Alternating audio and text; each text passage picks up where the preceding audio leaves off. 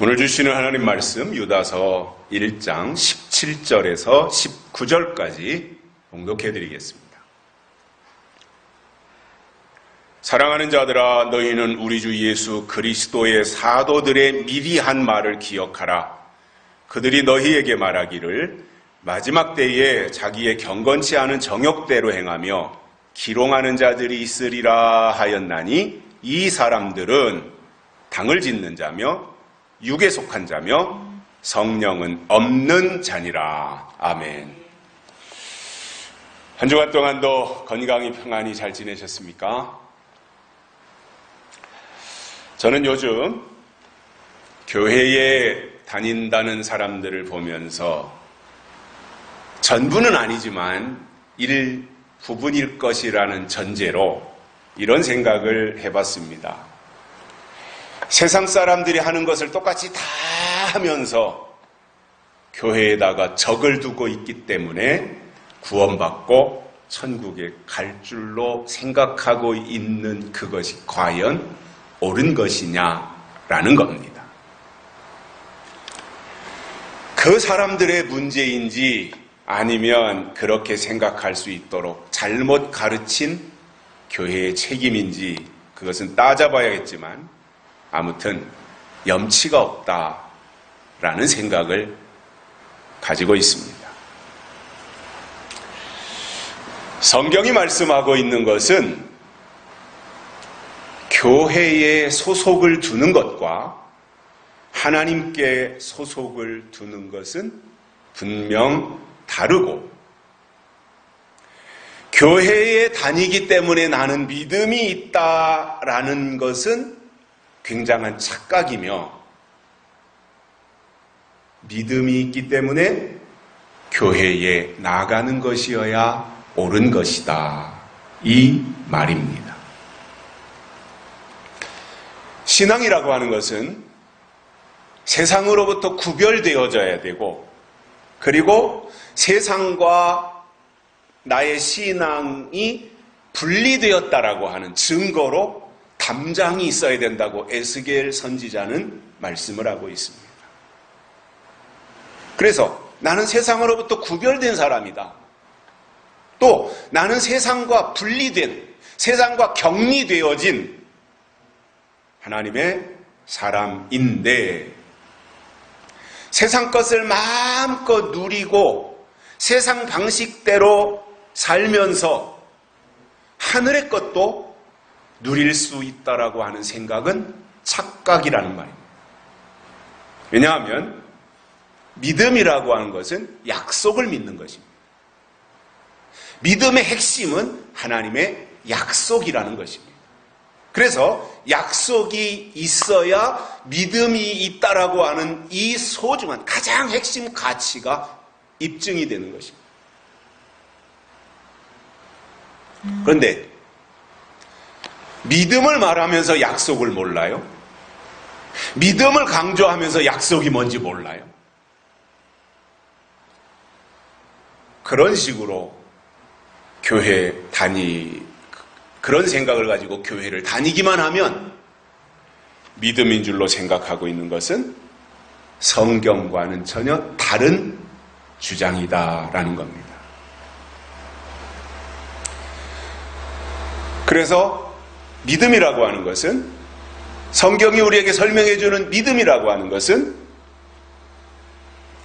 하나님의 약속을 토대로 삼아서 그 약속 위에 우리의 믿음의 집을 구축해가는, 믿음의 집을 건설해가는, 이것이 하나님이 우리에게 요구하는 믿음이라는 말입니다.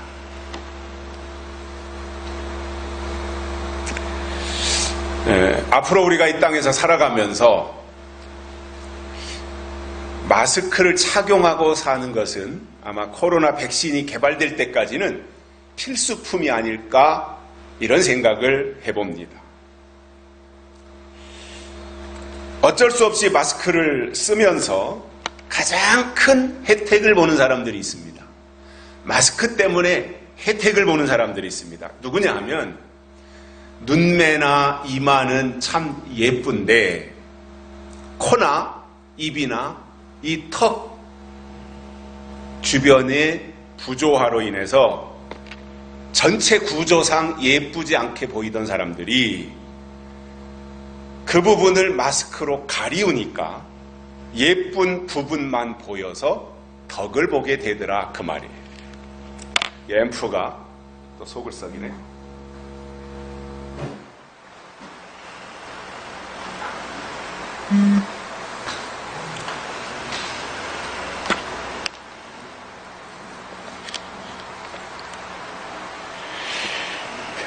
반대로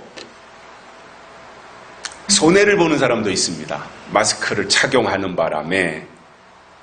누구냐 하면 얼굴 윤곽이 뚜렷하게 잘생기고 또 얼굴 하관이 계란형으로 이렇게 예쁘게 생긴 사람들은 마스크를 가지고 그 부분을 가리우니까 별로 좋지 않을 것입니다. 저는 이 우한 폐렴 사태가 발생한 이후로 마스크를 착용할 때마다 이런 생각을 합니다. 올해 1월 달까지는 마스크 없이 마음껏 활동하고 아무나 만나고 아무 데나 가서 음식을 먹고 해외든 국내든 가고 싶은 곳에 여행을 마음 놓고 가도 아무런 문제가 생기지 아니하고 매우 좋았습니다.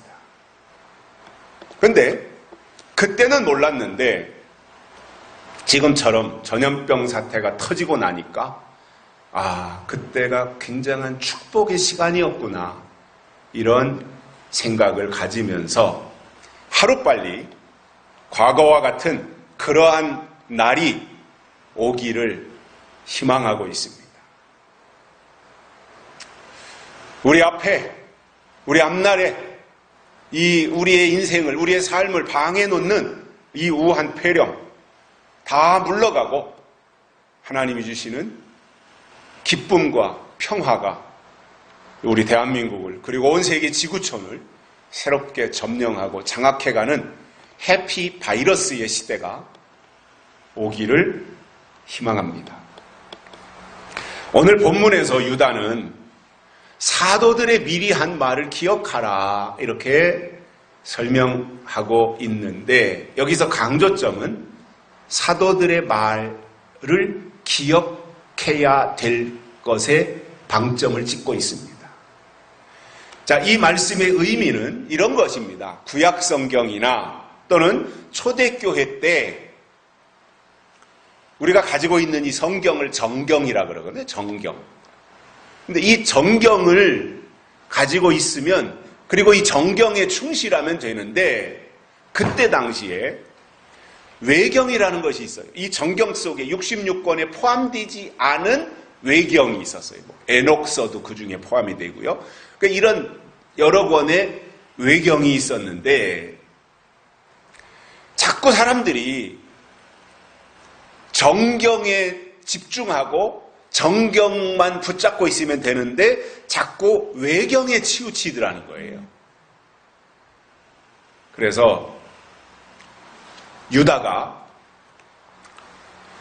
그러한 것에다가 한눈 팔지 말고 구약에서 예언한 예수님이 오셨고 이미, 그리고 마가다락방에 성령이 오심으로 시대가 바뀌었으니까 지나간 것에 얽매이지 말고 이제는 사도들이 미리 한 말에 집중해야 된다, 이 말씀을 하시는 겁니다. 유다가 이렇게 말한 이유가 있습니다. 거짓 교사들 때문입니다. 거짓 교사들이 등장해가지고 성경 이외의 것을 가지고 자꾸 설쳐대는 거예요. 사람들을 현혹시키는 거예요. 그래서 그것을 경계해야 될 필요성을 유다가 느꼈기 때문에 사도들이 앞에서 미리 한 말을 강조하면서 거짓 교사들의 말을 듣지 말고 무시하라고 하는 내용으로 설명을 이어가는 것입니다. 자, 그러면 사도들이 어떤 말을 했었는가 이것을 보시면 18절에서 이렇게 설명하고 있습니다. 마지막 때에 자기의 경건치 않은 정욕대로 행하며 기롱하는 자들이 있을 것이다. 이렇게 사도들이 미리 예언했다 그 말이에요. 여기서 기롱한다고 하는 것은 남을 속이거나 남을 비웃거나 남을 조롱하거나 남을 놀려댄다는 뜻입니다. 좋은 말이 아니에요. 다른 사람을 기만하는 거예요. 속이는 거예요. 또 이런 겁니다. 기롱한다는 것이. 자기는 믿지 않으면서 다른 사람 보고 믿으라고 말하는 거예요. 이것도 기롱하는 것에 속하는 거예요. 또 이런 것도 해당이 될 겁니다. 하늘의 복은 말하지 아니하고 땅의 복만 말하면서 복 받으라고 한다라고 하는 내용들. 이것은 다 속이는 것이고 파멸로 이끄는 그때 당시에 있었던 거짓 선생들, 초대교회 때 거짓 선생들이 있었지 않습니까? 그 거짓 선생들, 그리고 그들을 다른 말로 바꾸면 영혼을 파멸로 이끌고 가는 영혼 사냥꾼들이다 이겁니다. 오늘은 이렇게 기롱하는 사람들의 특징이 무엇인지 본문을 통해서 세 가지를 깨닫고 은혜를 받겠습니다. 첫째로 기롱하는 자들은 당을 짓습니다. 여기서 당을 짓는다고 하는 것은 민주당이다, 통합당이다, 공화당이다 이러한 정당을 만든다라는 의미가 아니라 비슷한 생각을 가진 사람들이 모여서 무리를 짓고 행동한다는 거예요. 그러면 초대교회라면 초대교회 안에는 예수 그리스도, 십자가, 성령, 성경 이런 생각을 가지고 뭉친 사람들이 모여 있어야 되는데 그들 속에서 따로 분리되어서 나와 무리를 짓는 사람들이 있었다 이거예요.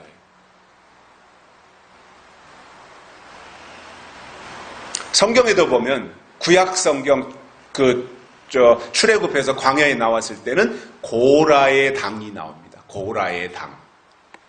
그리고 계시록에도 니골라 당이 나옵니다.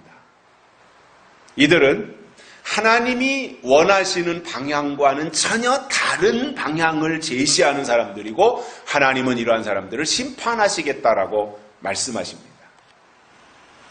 로마서 2장 7절 8절에 이러한 말씀이 나오는데요. 참고 선을 행하며 영광과 존귀와 썩지 아니함을 구하는 자에게는 영생으로 하시고 오직 당을 지어 진리를 따르지 아니하고 불의를 따르는 자에게는 진노와 분노로 하시리라 이렇게 설명하고 있습니다. 사도 바울도 이미 당을 짓는 사람들에 대해서 어떻게 하나님이 하실 것인가에 대해서 설명을 하셨던 겁니다. 그래서 여기서 당을 짓는다고 하는 것은 어느 공동체가 있는데 공동체에서 몇몇 사람들을 자기의 마음에 드는 사람들을 선동하거나 부추기거나 꼬드기거나 미혹해가지고 그들로부터 따로 분리시키는 거예요.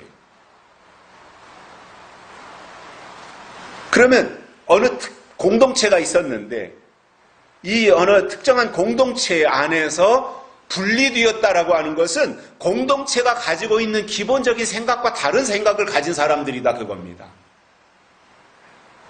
예를 들어서 A라는 교회가 있어요. A라는 교회에 한 200여 명, 300여 명이 모여서 한 방향으로 한 신앙을 가지고 한 목적을 가지고 한 성령 안에서 이렇게 충성스럽게 신앙생활을 해 나가는데 거기에 어느 날 이상한 생각을 가진 사람들이 불쑥 튀어나와 가지고 한 사람 한 사람 만만한 사람들을 포섭해서 자기 사람으로 만들어 10명이 되고 20명 정도가 되면은 이제 거기서 세력을 규합해 가지고 뭔가 반기를 든다든가 다른 방향을 제시한다든가 다른 목표를 설정하자고 하는 이 목소리를 내는 사람들, 이것이 당을 짓는 사람들입니다. 교회가 어려움을 겪을 때는 이러한 일들이 있습니다. 며칠 전까지만 해도 아이고 권사님, 아이고 사랑하는 집사님 이러면서 사이좋게 지내며 신앙생활을 잘 해왔는데 문제가 생기면 편이 딱 갈라지는 경우들을 볼 수 있습니다. 이게 교회라고 하는 것이요, 어찌 보면 굉장히 같이 모여서 사랑의 공동체 같고 또 여기에서 뭔가 하나님 나라를 이 땅에 실현하고자 하는 거룩한 공동체인 것 같고, 그런데 어느 순간에 가서 교회가 시험이 든다든가 뭔가 이 당을 짓는 이상한 무리들이 등장해서 세력을 규합하면요, 이게 이념 공동체로 딱 바뀌어져가지고 나눠져가지고 살벌해지는 것을 볼 수 있어요. 언제 봤냐는 거예요. 그러면 어쩔 건데 그러는 거예요. 얼굴 빛이 달라지고 눈동자가 달라지고 말하는 말투가 달라지고 행동하는 것이 완전히 달라지는 것을 볼 수 있어요.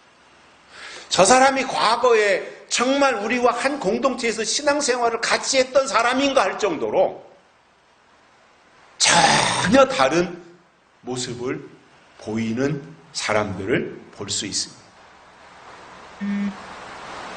그리고는 그 사람들이 언제 봤냐는 식으로 안면을 몰수하고 증오하기도 하고 헐뜯어대고 그러면서 믿음으로 하지 아니하는 사람들이 때를 지어서 뭉쳐가지고 무리를 만드는 거예요. 이게 당을 짓는 사람들이다 그 말이에요. 우리가 정말 하나님을 믿는 거듭난, 우리식으로 표현해서 다시 오실 예수 그리스도를 사모하는 신령 공동체의 구성원으로 신앙생활을 우리가 해나가고 있다면 우리는 서로의 역할을 분담하는 지체가 되어야지. 지체입니다. 지체. 그래서 하나님의 일들을 함께 협력하는 관계를 유지하게 되지만 악한 영이 들어간 사람들은 언제나 당을 짓고 무리를 지어서 공격하더라는 거예요. 매몰차게 공격하는 거예요. 그러나 우리는 하나님의 군대가 되어서 그리고 하나님의 말씀 공동체 안에서 거룩을 지향하는 사람들이 되어야지 당을 짓는 사람들이 되면 이것은 불행해지는데 신앙이 삐뚤어지면 교회 안에서 이렇게 분열을 일으키고 그리고 자기 사람, 자기 세력을 만드는 이 모습은 절대로 교회 안에서 일어나서는 안 되는 일이다 그겁니다. 개인도 불행한 겁니다. 그러한 사람들은 개인도 불행한 겁니다. 두 번째로 기롱하는 사람들은요, 육에 속한 자들이다 이렇게 말씀하고 있습니다. 여러분, 믿음이라고 하는 것이 뭐예요? 하나님께 속하는 거예요. 내 소속이 하나님께 있는 거예요. 이게 믿음이에요. 그리고 하나님의 영의 인도함을 받아서 뭔가 영적으로 하나님이 제시하는 목표에 도달하는 것. 이것이 우리가 땅에서 지금 믿음 생활을 하는 것인데, 육에 속했다는 것은 뭐냐면 하나님의 사람이 아니라는 말입니다. 자, 우리가 성경을 통해서 규정할 수 있는 아주 확실하면서도 중요한 것이 있습니다. 뭐냐면 하나님은 영이시고 예수님도 영이시며 성령도 영이고 성경도 영이다라는 거예요. 요한복음 6장 63절에서 이렇게 말씀합니다. 내가 너희에게 이른 말이 영이요 생명이라. 내가 너희에게 일러준 말이 영이요 생명이다. 그래서 하나님의 사람이 누구냐 하면 입으로만 주여 주여 한다든가 바리새인들처럼 말로만 여호와 하나님을 습관적으로 섬기는 그러한 사람들이 아니라 하나님의 영이 있어야 된다 이거예요. 믿음은 이론이 아닙니다. 믿음은 하나님의 영이 우리에게 임재하시는 겁니다. 하나님의 영이 우리를 사로잡아야 됩니다. 하나님의 영이 우리를 장악해야 됩니다. 그래서 태풍이 오면 저 태평양 저 아래 바다에서 뭔가 이제 태풍의 눈동자가 거기서 발달해가지고 점점 확장되면서 중국으로 갈 때도 있고 우리나라로 올 때도 있고 일본으로 올 때도 있고 그렇잖아요. 근데 이 태풍이 시작이 되어서 태풍이 발달을 하면 그 영향력이 수백 킬로, 수천 킬로를 다 사로잡아 버리잖아요. 하나님의 영도 그렇게 장악하고 또 활발하게 움직이고 역사하는 능력이 있는 것인데 이론적으로만 알고 있다, 머리로만 알고 있다라는 것은 하나님이 바라시는 신앙의 모습이 아닌 거지요. 그래서 하나님의 영이 있어야 하나님의 사람인 거예요. 아무리 성경을 줄줄줄줄 다 꿰고 있고 외우고 있다고 할지라도 하나님의 영이 없다면 그는 하나님의 사람이 아닌 겁니다.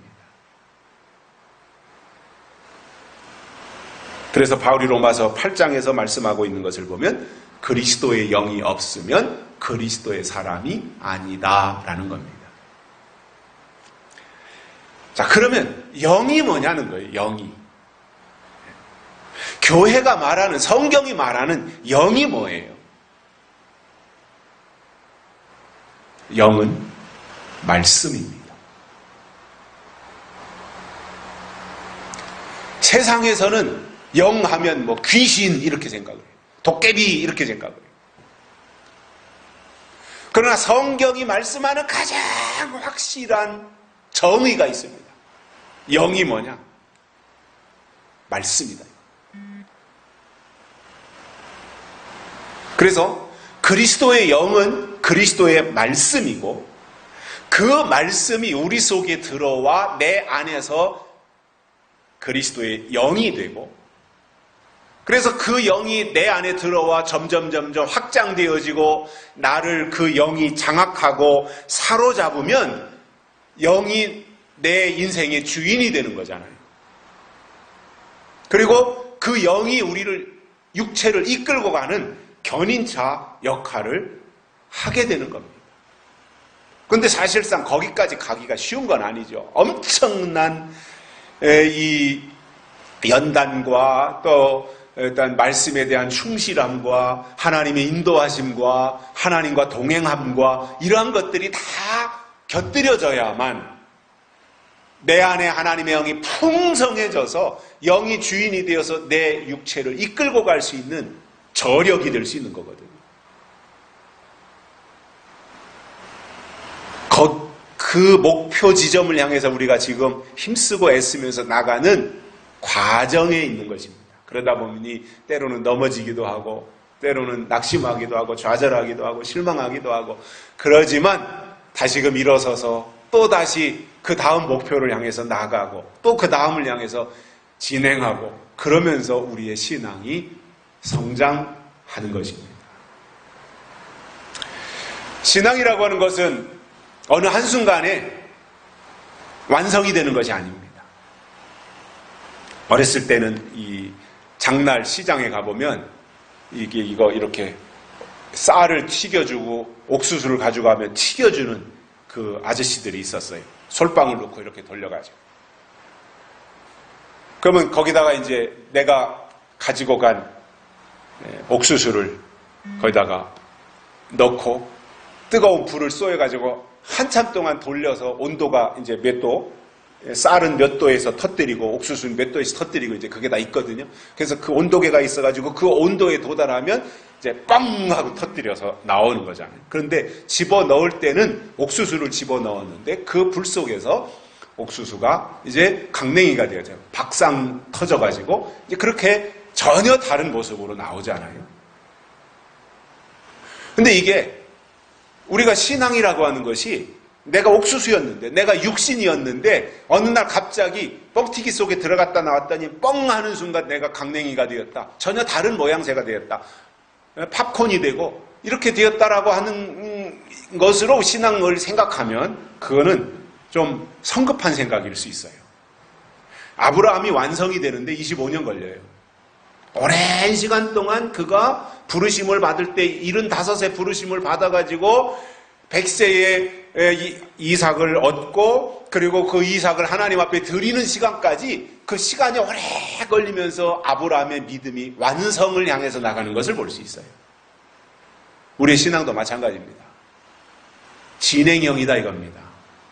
완성형이 아닙니다. 지금 완성을 향해 나가고 있는 진행의 단계에 우리가 있다라는 겁니다. 그렇다면 우리가 다른 사람들을 보면서 저분은 지금 이 정도로 신앙이 훈련받고 있구나. 저분은 지금 저런 단계를 통과하고 있구나. 그러면서 기다려주고 격려해주고 하는 모습을 보이는 것이고요. 그런데 이제 어떤 사람들은 완성품으로 생각해서 약속을 말하는 사람들이 왜 저것밖에 안 돼? 이렇게 생각하면서 스스로 실망하는 경우들이 있거든요. 그 생각보다는 지금 이렇게 우리가 한 단계 한 단계 지금 더 높은 단계를 향해서 저 높은 곳을 향하여 우리가 나가고 있고 지금 하나씩 하나씩 만들어져가는 과정이다라고 하는 생각을 가지는 것이 훨씬 더 의미 있는 것이 아니겠는가 그런 생각을 가지게 됩니다. 그래서 우리가 영에 속한 생각을 가지고 살자 이겁니다. 성령의 인도함, 하나님의 인도함을 따라 살자 이겁니다. 그런데 하나님의 사람은 그리스도의 영이 있어서 그리스도의 영의 인도함을 받게 되는데 육에 속한 사람은 어떠냐면 오직 관심이 육에 있어요. 땅의 것에 있어요. 그러다 보니 그는 하나님의 일이나 하나님의 계획이나 하나님의 뜻이나 이런 것에는 전혀 관심이 없고 교회는 다니지만 세상적인 것으로 가득 채워져 있는 사람이다는 겁니다. 자, 사무엘 선지자 때에 엘리 제사장이 있었어요. 엘리 제사장 때 사무엘이 이제 부르심을 받거든요. 사무엘아, 사무엘아 하면서. 근데 이 엘리 제사장에게는 아들 둘이 있었습니다. 홈니와 비느하스라고 하는 두 아들이 있었는데 이들에 대해서 사무엘상 2장 12절에서 이렇게 말씀합니다. 그들은 불량자라 하나님을 알지 아니하더라. 이렇게 설명하고 있습니다. 제사장의 아들인데 구약에서 제사장의 아들이면 그들도 제사장이 되는데 그들은 불량자여서 하나님을 알지 아니하더라. 이렇게 설명하고 있다는 거예요. 굉장한 충격적인 이야기인 거죠, 이것이. 자, 그러면 그 당시에 제사장의 아들이 하나님을 알지 못했다면 그 시대를 살았던 대다수의 사람들이 하나님을 알았겠느냐 이거예요. 제사장의 집안에서 제사장의 가문에서 하나님을 알지 못하는데 일반 백성들 속에 하나님을 아는 것이 가득 채워져 있었겠냐라는 거예요.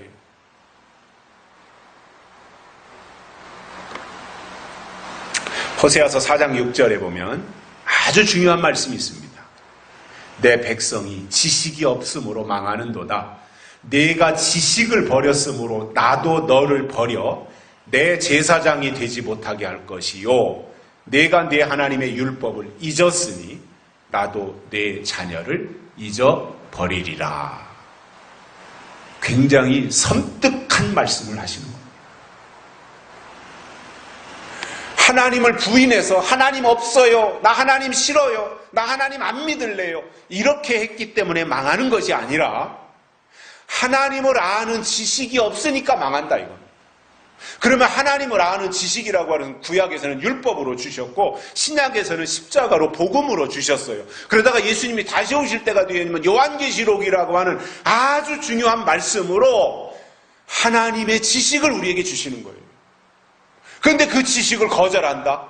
그러면 그는 망하는 거예요. 망할 뿐만 아니라 내가 지식을 버렸으므로 나도 너를 버리겠다 이겁니다.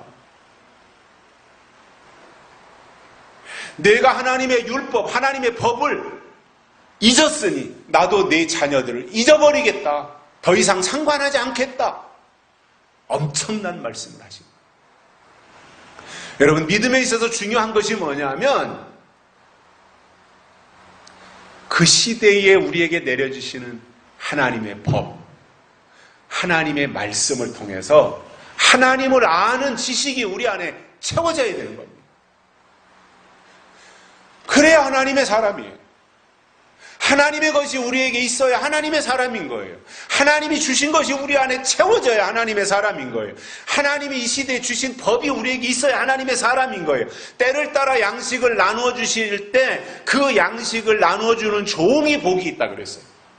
이 말은 뭐예요? 그 종이 그 말씀을 나누어 줄 때 그 종을 통해서 그 말씀을, 그 양식을 받아먹는 사람이라야 복이 있는 사람이다 그거예요. 지식이 있어야 돼요.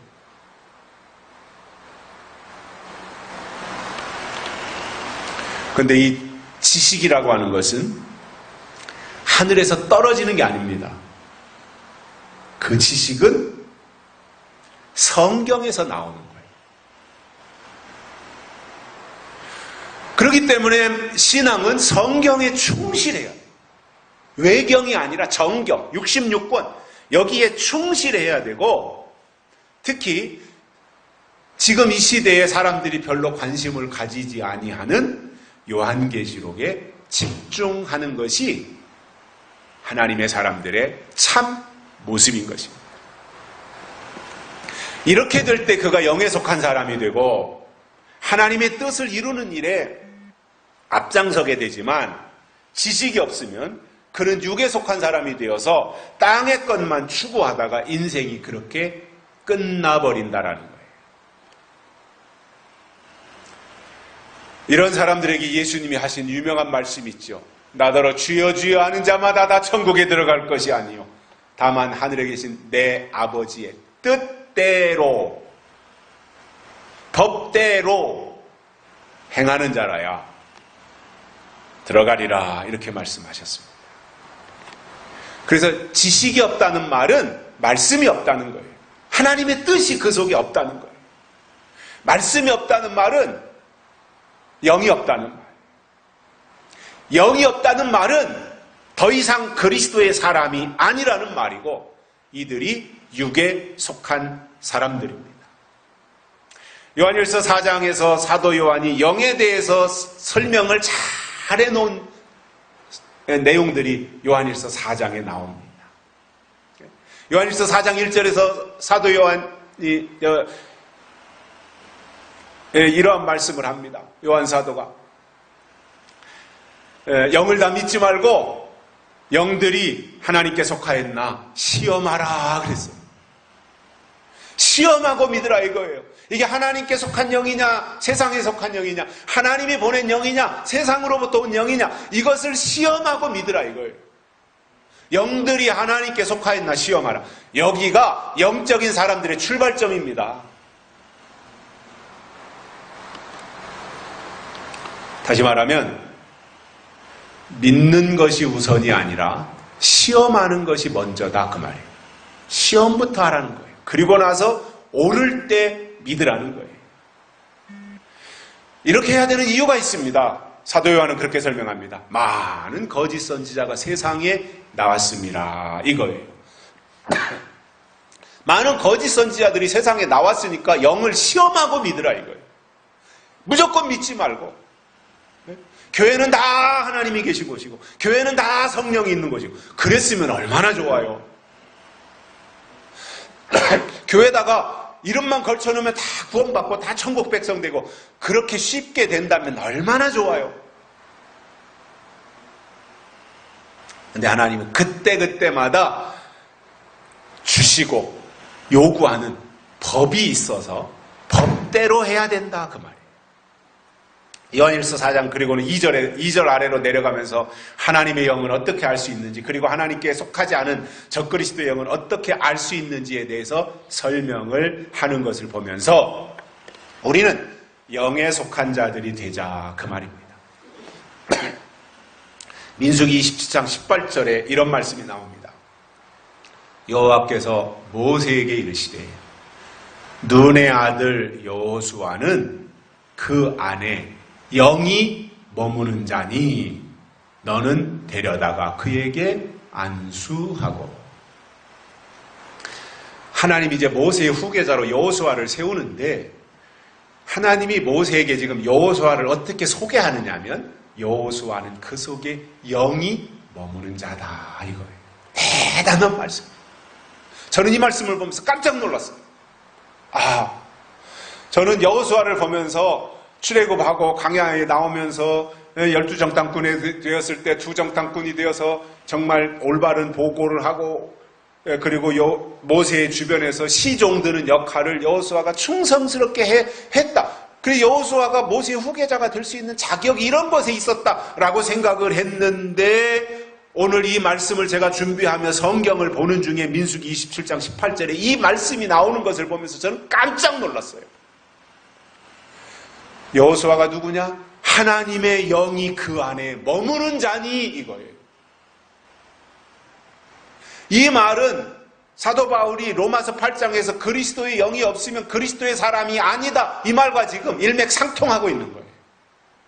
여러분, 하나님의 사람이 누구냐 하면 그 안에 영이 머물러 있어야 하나님의 사람이다. 이론과 지식이 아닙니다. 신앙은 이론과 지식을 오히려 깨부숴야 되고 영이 머물러 있는 것이 신앙이다 이거예요.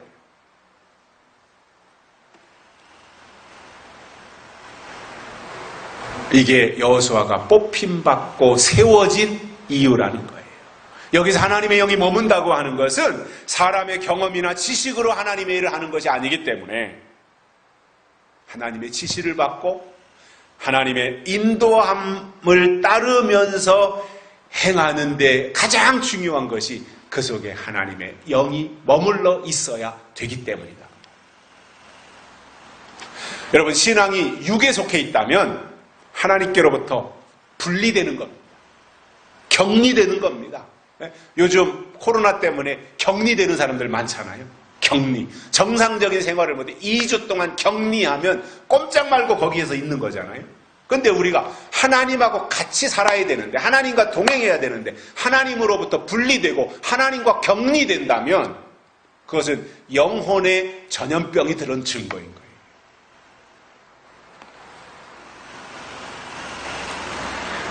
기롱하는 자들이 그렇다 그 말입니다. 셋째로는 기롱하는 자들은 성령은 없는 자니라 이렇게 말씀했습니다. 성령은 없는 자니라. 자, 성령은 하나님의 영이에요. 교회가 존재하는 이유는 성령이기 때문이에요. 성령이 오셔서 교회가 세워진 거예요. 초대교회가 세워질 때 보면 성령이 오셔서 교회가 세워진 거예요. 그러면 교회의 역할이 뭐예요? 성령이 오셔서 교회가 세워졌다면 교회의 역할이 뭐예요? 교회는 예수 그리스도를 증거하는 일이에요. 그 예수 그리스도라는 말은 십자가에 달려 돌아가셨다 부활 승천하신 초림의 예수도 증거해야 되지만, 지금 시점에서 2020년도를 살아가고 있는 지금 시점에서는 초림의 예수 플러스 다시 오실 예수 그리스도를 증거하는, 그래서 초림 예수님과 재림 예수님을 증거하는 이것이 합쳐질 때 온전한 믿음이 됩니다.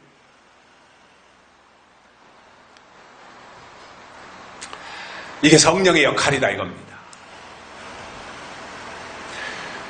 성령을 다른 말로 이제 보혜사인데, 보혜사는 우리를 도와주시는 분이다 이거예요. 그래서 신약에 와서 마가다락방에 있던 120문도에게 성령이 임한 이후로 성령이 이끌고 그들을 성령이 주도하는 시대가 되었는데 그때를 신약이라 그러고, 성령이 이끌고 성령이 주도하고 성령이 운행하는 가장 핵심적인 역할을 했던 것이 사도들이잖아요. 사도들. 그 12사도들. 그들에 의해서 성령이 어떻게 역사했고 하나님이 초대교회 안에서 어떻게 역사했는가를 기록한 것이 사도행전이에요. 사도들이 어떻게 성령 안에서 일하셨는가. 그래서 사실상 사도행전은요, 성령에 사로잡힌 사도들이 어떻게 일했는가, 이것을 기록한 것이 사도행전이거든요. 그렇기 때문에 이것을 조금 바꾼다면 오히려 이런 말이 더 좋을 것 같아요. 사도행적. 사도들의 행적이 성령에게 붙잡혀서 어떻게 쓰임받았고 어떻게 역사했고 어떻게 운행했고 어떻게 일하셨는가, 이것을 보여주는 말씀인 거죠. 그래서 그 시대를 성령 시대 또는 은혜 시대 또는 교회 시대 이렇게 사용을 하는데 다 같은 말이죠. 그래서 이런 차이를 우리가 좀 알 필요가 있어요. 구약에서는 신으로 나타나요. 성신. 신약에 와서는 성령으로 나타나요. 영으로 나타난 거예요. 그래서 구약에는 신의 역사라면 신약은 영의 역사인 거예요. 그러나 이게 다 하나님께로부터 나온 거예요. 하나님의 것이에요. 신의 역사도 하나님의 역사예요. 영의 역사도 하나님의 역사예요. 그런데 구약에서의 어떠한 역사의 표현 방식과 신약에서의 역사의 표현 방식이 시대가 바뀌면서 표현도 조금 달라졌다 이거예요. 그래서 구약에서는 하나님이 신을 보내주셔서 성신이라고 했고, 신이 임해서 신을 받으면 하나님의 사람이 됐던 거죠. 이것이 신약에 와서는 성령을 보내주셔서 성령이라고 하고, 영이 임하면 영을 받는 시대. 그래서 성령의 사람이 되는 그 시대를 성경은 설명을 해주고 있습니다. 자, 그러면 중요한 것이 이제 은혜 시대는 성령인데, 성령이라고 하는 것은 성령 이렇게 말을 하면서 성령이라는 말을 그냥 날마다 입에 달고 산다고 해서 성령을 받을 수 있는 것은 아닙니다. 물론 성령이 워낙 세게 역사하기 때문에 그 자리에 모인 사람들을 다 성령이 사로잡고 장악할 수는 있어요. 그러나 내가 입에다가 성령이라는 말을 달고 산다고 해서 성령에 붙잡히는 것은 아니라는 거예요. 지금 이 시점에 이야기를 하는 겁니다. 계시록 2장 3장에 보면 이런 말씀이 나옵니다. 7교회에 대해서 똑같이 하신 말씀이 있습니다. 뭐냐면 귀 있는 자는 성령이 교회들에게 하시는 말씀을 들을지어다, 이렇게 말씀하셨어요. 들어야 된다 그 말이에요. 어린아이가 이 세상에 태어나면 응애 하고 이제 태어나요. 그리고 조금씩 이제 커가면서 말을 배우게 되는데, 말을 배울 때 반드시 듣기부터 시작하는 거예요. 어린아이가 태어나서 들은 그것이 그대로 말로 나가는 거예요. 그래서 경상도에서 태어난 아기는 경상도 사투리를 말하게 되어 있어요. 왜냐? 경상도 사투리를 들었기 때문이에요. 엄마 아빠로부터, 학교에 가서 선생님으로부터. 충청도에서 태어나고 서산, 당진, 홍성, 태안 이쪽에서 태어난 사람들은 느려 터져가지고 이래시오 저래시오 하잖아요. 말을, 어린애도. 그럼 왜 그러냐? 그렇게 들은 거예요. 미국에서 태어난 아이는 영어를 해요. 한국에서 태어난 아이는 한국말을 해요. 왜 그렇습니까? 그렇게 들었기 때문에 그렇습니다. 믿음도 들은 것이 있어야 들은 것을 말하는 거예요. 그렇기 때문에 잘 들어야 하고, 들어야 할 것은 요한계시록이며 약속의 말씀인데, 요즘 교회들이나 믿는 사람들이 요한계시록에 관심을 가지고 있느냐라는 거예요. 안 들으니까 그 믿음이 없는 거예요. 계시록의 말씀을 안 들으니까 계시록이 요구하는 신앙이 없는 거예요. 이게 성령이 없는 자예요. 내가 너희에게 이른 말이 영이요 생명이라고 했어요. 말씀이 없다는 것은 영이 없는 거예요. 요한계시록은 5단계로 구분해서 우리에게 설명을 해주시는데 인, 환란, 재림, 심판, 천년왕국 이 5단계를 설명해 주는 것이 요한계시록인데 이것을 우리가 총론으로 포괄적으로 넓은 의미로 그것을 이제 이해를 할 필요가 있고요. 아, 계시록은 이런 말씀이구나. 계시록은 마지막 때 이루어질 일에 대한 말씀이구나. 이것은 이제 은혜 시대가 끝나면 예수님이 재림하시기 전에 이루어질 하나님의 말씀이구나. 이렇게 포괄적으로 알아야 되고요. 포괄적으로 알았다면 이제 총론, 포괄적으로 안다는 건 총론이잖아요. 근데 총론으로만 아는 것은 이제 의미가 적고 총론으로 알았다면 다음으로는 강론으로 들어가서 구체적으로 세부적으로 알 필요가 있는 거예요. 그래서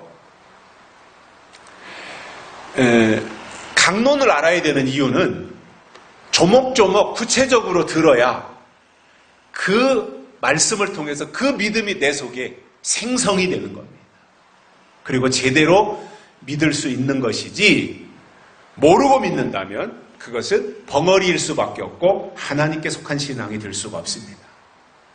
그래서 여러분 신앙이 영적으로 깨어있다면 이 시대에 하나님이 교회에게 주시는 예언의 말씀을 들을 수 있는 귀가 열리게 되어 있습니다.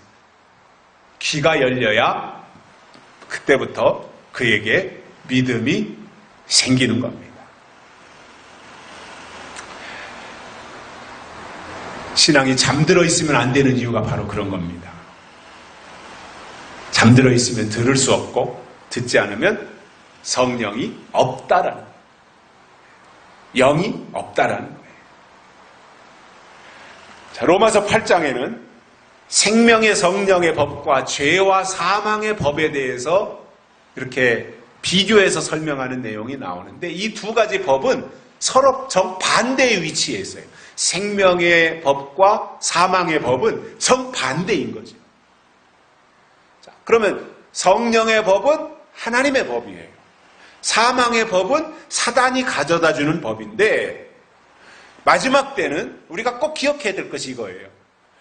성령의 법도 교회에서 역사하고 사망의 법도 교회 안에서 역사한다 이겁니다. 근데 사람들이 그 부분을 모르는 거예요. 교회 안에는 성령의 법만 역사하고 교회 안에는 사망의 법은 없다. 사망의 법은 저 세상에서 역사하는 거다.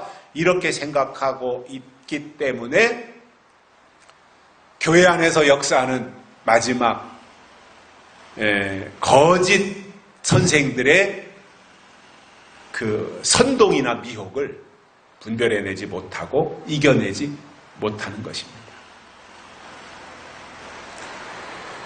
그래서 이 마지막 때가 되면 공중권세 사로잡은 자들이 다 교회로 내려왔어요.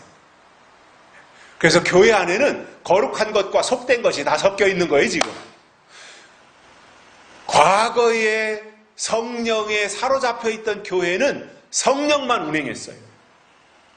그러나 마지막 때 교회는 울타리를 다 걷었고 담장이 허물어졌기 때문에 거룩한 것과 속된 것이 다 섞여 있어요. 뱀이나 들짐승들이 담장이 없으니까 다 들어와서 뒤섞여 있는 거예요. 그래서 양도 교회 안에 있고 늑대도 교회 안에 있는 겁니다. 그렇다면 여기서 해야 될 게 뭐예요? 하나님의 것이 무엇인지 바르게 분별해낼 수 있는 이 부분을 갖춰야 된다는 겁니다. 결론적으로 믿음이라고 하는 것은 하나님의 말씀을 즐거워하며 주야로 묵상하고 그 말씀을 따르는 것인데 귀로 많은 사람들은 하나님의 법을 좋아하지 않습니다. 계시록을 좋아하지 않습니다. 오히려 하나님을 말하면서 당을 짓습니다. 하나님을 말하면서 육에 속해 있습니다. 하나님을 말하면서 성령이 없는 자들이다 이겁니다. 이들이 다 기롱하는 사람들이다라고 하는 것을 아시고 마지막 때 신앙은 하나님의 지식으로 점점 더 채워져서 거짓을 분별하고 그러한 세력들을 이겨내는 복된 종들이 되시기를 주의 이름으로 축복합니다. 살아계신 하나님 아버지 감사합니다. 오늘 또 우리를 불러주시고 하나님의 말씀을 듣게 해주셔서 감사를 드립니다. 오늘 또 주신 말씀 이유가 되어져서 우리가 다 하나님께 속한 거룩한 백성들이 될지언정 기롱하는 자들이 되지 아니하도록 하나님이 우리를 이끌어 주시고 끝까지 하나님 편에 서서 성령의 인도함을 따라가게 하시고 하나님의 법으로 사로잡히는 저희들 되게 해 주옵소서. 다시 오실 예수님의 이름으로 간절히 기도드리옵나이다. 아멘. 찬송가 434장 부르시면서 헌금 드리시겠습니다. 434장.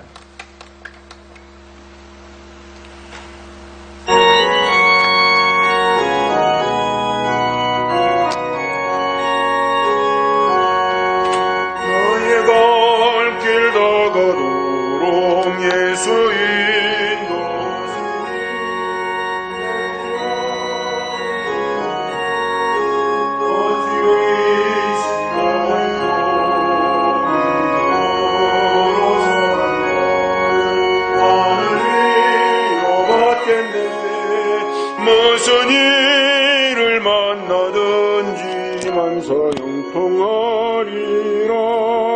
무슨 일을 만나든지 만사형통하리라. 나의 갈 길 다 가도록 예수 인도하시니 어려운 일 당한 때도 족한 은혜 주시네. 나는 심히 고단하고 영혼 매우 가라나 나의 앞에 반석에서 샘물나게 하시네. 나의 앞에 반석에서 샘물나게 하시네. 나의